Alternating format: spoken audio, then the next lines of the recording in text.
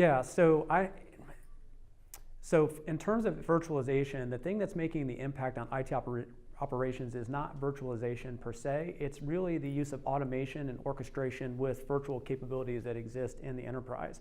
So as you start to take advantage of virtualization software in your storage and your server and in your network, and combining that with the ability to use infrastructure as code, you gain the ability to really automate how the infrastructure is provisioned, and you also gain a lot more insight into how that infrastructure is operating. So a great example is work that US CENTCOM is doing. So what CENTCOM had a situation where they had an aging infrastructure that they needed to modernize, and one way they could have done that is just simply, rip and replace all the network infrastructure that they have.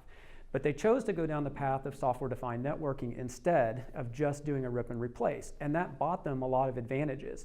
And one of those advantages is that they're able to more quickly identify where problems are occurring in the network because they have a lot more intelligence about what's actually going on in the network. And then they can more quickly, respond to those problems because they have centralized command and control of that environment. And then in addition to that, just the efficiencies gained through being able to automate that provisioning means less time spent,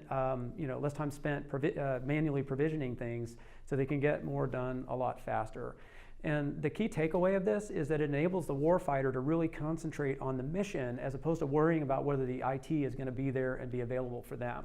So increased resiliency, increased availability, and faster resolution times translate into better mission performance for the warfighter.